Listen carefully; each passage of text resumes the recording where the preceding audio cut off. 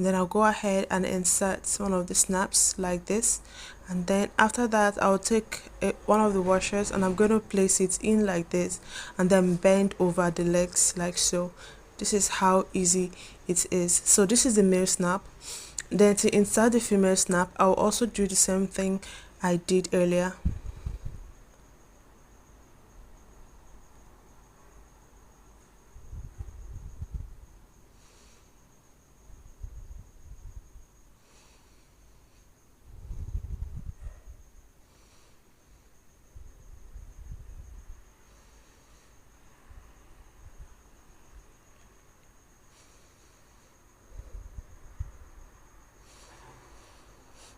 And ta-da, I'm done doing that. This is what it looks like. Very easy, very simple.